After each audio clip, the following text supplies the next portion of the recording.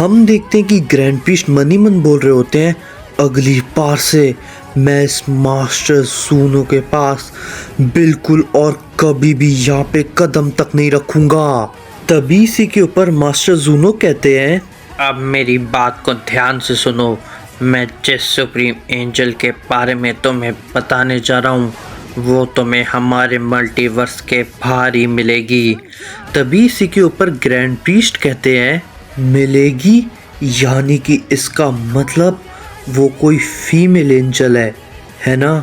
तभी इसी के ऊपर मास्टर जूनो कहते हैं, वो एंजल बरसों पहले हमारे ही मल्टीवर्स की एंजल थी, लेकिन ज़ेनोसामा ने और कुछ गॉड्स ने मिलकर उसे तुरंत ही बाहर निकाल दिया था, क्योंकि वो एंजल अपनी मनमानी करने लगी थी, इसीलिए उसे बाहर निकाल दिया था। लेकिन बस मैं उस एंजल के बारे में तुम्हें इतना ही बता सकता था। जिसके ऊपर तभी यामोशी कहता है, तो ठीक है, तो मुझे बताइए आखिर वो भला कहाँ पर है, क्योंकि मैं उसे ढूंढ कर रहूँगा और उससे अपना काम करवाऊँगा। और तभी इसी के ऊपर मास्टर जूनो कुछ सोचने लगते हैं और उन्हें सोचते सोचते काफ़ी समय लगने लगता है। तभी इसी के ऊपर ग्रैंड प्रीस्ट मास्टर जूनो से बोलते हैं, हे यामोशी, कहीं ये सो तो नहीं गया? मुझे ये कुछ अब धीरे धीरे अजीब लग रहा है, क्योंकि जब मैं जूनो के साथ पहले कहीं पर जाता था या उसके पास आता था तो वो ऐसी हरकतें बिल्कुल भी नहीं करता था। ग्रैंड प्रीस्ट इतना बोल ही रहे होते हैं, लेकिन हम देखते हैं कि यामोशी इस चीज़ के ऊपर कुछ भी नहीं कहता। और लेकिन तभी हम देखते हैं कि मास्टर जूनो एकदम से अपनी आंखों को खोलते हैं और वो काफ़ी हैरानी के साथ उन दोनों से कहते हैं, नहीं, ये नामुमकिन है पूरी तरीके से। ये आखिर भला कैसे हो सकता है? मेरे को तो कुछ समझ में ही नहीं आ रहा। तभी इसी के ऊपर यामोशी मास्टर जूनो से कहता है, मुझे बताइए आखिर वो एंजल मुझे कहाँ पर मिलेगी, और इसके अलावा मैं आपसे कोई भी सवाल नहीं पूछना चाहता और ना ही मैं किसी चीज़ के बारे में कुछ जानना चाहता हूँ। तभी इसी के ऊपर मास्टर जूनो कहते हैं, तो ठीक है यामोशी, जहाँ पर पहले हमारा मल्टीवर्स था तुम उसी जगह की तरफ वापस जाओ, वो एंजल तुम्हें वहीं पर मिल जाएगी।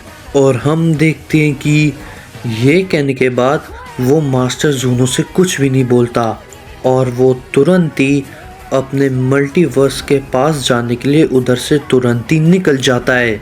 और तभी ग्रैंड प्रीस्ट मास्टर जूनो को घूरते हैं और वो भी तुरंत ही वहाँ से चले जाते हैं यामोशी के पीछे पीछे। और तभी हम सभी अकुमो को देखते हैं। इस समय अकुमो के सामने एक अनजान सेयन खड़ा होता है। अकुमो उसको देखकर काफ़ी ज़्यादा हैरान होता है और तभी इसी पे अकुमो उस सेयन से कहता है, आखिर ये भला कैसे हो सकता है? तुम उधर से जिंदा कैसे बच गए? मुझे तो लगा था उस धमाके के साथ तुम बरसों पहले ही मर चुके थे, और तुम्हें भला मेरे पास आने में इतना समय आखिर कैसे लग गया डाइगॉन? और तभी हम देखते हैं कि हमें पता चलता है उस सेयन का नाम डाइगॉन होता है। और तभी इसी के ऊपर डाइगॉन अकुमो से कहता है, मुझे माफ़ कीजिएगा लॉर्ड अकुमो, क्योंकि मुझे खुद एक डायमेंशन के अंदर कैद किया गया था एक ओमनी लॉर्ड के द्वारा, और पता नहीं कैसे वो डायमेंशन अपने आप ही एकदम से टूट गई थी। और तभी इसी के ऊपर अकुमो कहता है, क्या आखिर ये भला कैसे हो सकता है? ये बिल्कुल ही नामुमकिन है। एक डायमेंशन सील जब किसी ओमनी लॉर्ड के द्वारा बनाया जाए वो तभी टूटती है जब वो या फिर कोई ओमनी लॉर्ड मर जाए। तो तुम्हें आखिर भला किसने सील किया था?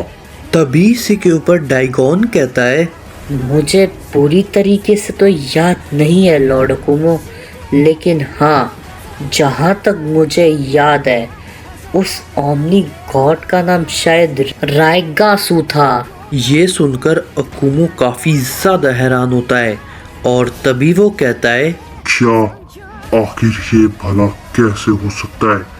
कुछ समय पहले मैंने राइगासू के साथ अपनी लड़ाई लड़ी थी और मैंने उसको जिंदा छोड़ दिया था क्योंकि वो उस वक्त आरिमा के साथ आया था, इसलिए मैंने उसको उधर ही जिंदा छोड़ दिया था।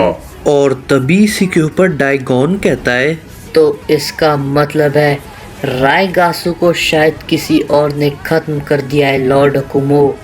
लेकिन आखिर भला किस में इतनी ताकत है जो कि तीसरे सुप्रीम ओमनी गॉड राइगासू को खत्म कर सके? उसको हराना और उसको मारना तक इतना आसान बिल्कुल नहीं है, और वो भी एक आम सेयन के लिए तो बिल्कुल नहीं। तभी इसी के ऊपर अकुमो कहता है, इसके बारे में तो मैं भी कुछ नहीं जानता, लेकिन हो सकता है उस आरिमा ने उस राइगासू को खत्म कर दिया हो।